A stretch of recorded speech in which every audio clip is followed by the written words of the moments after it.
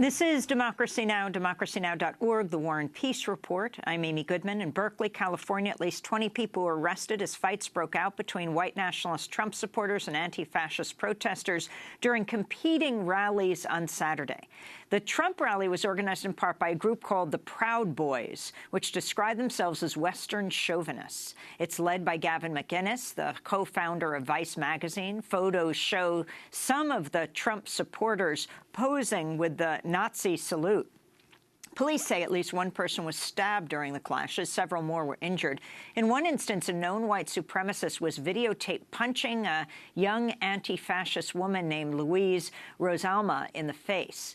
The man who was seen punching her is Nathan D'Amigo, a former Marine who founded the white supremacist organization known as Identity Europa. To talk more about what happened at the rallies, we go to Washington, D.C., where we're joined by Shane Bauer, award-winning senior reporter at Mother Jones. He reported on Twitter during the protests that some of the Trump supporters were members of armed right-wing militias. His recent piece headlined, "I went behind the front lines with the far-right agitators who invaded Berkeley." Last year, he wrote about the ongoing undercover with right-wing border militia. He also just won a National Magazine Award for Best Reporting for his reporting going undercover at a private prison. Shane, welcome back to Democracy Now! Talk about what you saw on the streets. Thanks for having me, Amy. Well, essentially, this is the third major clash that has happened in Berkeley of this kind, and each of these rallies have had a larger representation of white nationalist groups. This rally was called by a coalition of the far right under the banner of free speech. It was they were saying it was a free speech rally in the city that was known for its 1960s free speech movement. I think many of the counter-protesters saw that this free speech banner as a cover for white supremacist groups and fascist groups to organize. So when I went to the demonstration, essentially the park that it was being held in was cordoned off by the police. The police were checking people for weapons. There were people on, there was essentially a line drawn between the two sides, and people were shouting at each other. And it didn't take long before the situation turned into an all-out brawl where dozens of people are punching and kicking each other. And as time passed, the police essentially disappeared, and there was kind of for hours ebbs and flows of major clashes between the two sides. I want to turn to a clip, one of the videos that you posted. A couple of videos you posted on Twitter from Saturday's protest. In these clips, you talked to police officers on duty during the protest. You guys are hanging back. Be a good question for the chief of police. I mean, I haven't seen the cops around people and just like beat the out of each other. A public statement, right? No, I'm just asking you guys. I mean, you're here. I would defer you to our public information officer. So they told you to hang back? As I said, I defer you to our public information officer. What's your next question?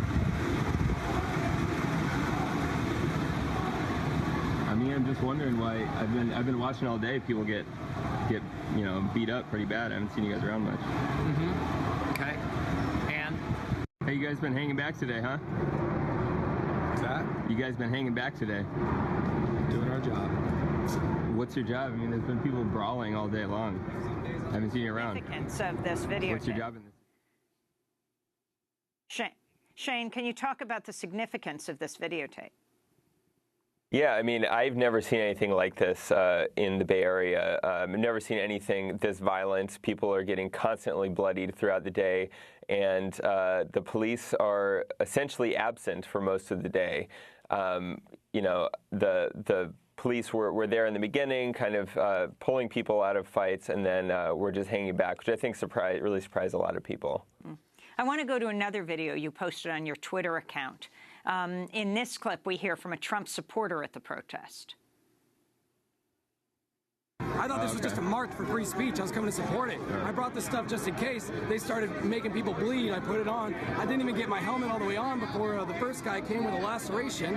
So I'm sitting there holding him against me and everything. We're trying to get gauze and stuff on him. Is Berkeley symbolic in a certain way? Yeah, because back in the past, this is where, or Berkeley rather, is where the free speech movement was done by the kids who went to Berkeley. And now it's like the opposite. And it really, honestly, it crushes me inside.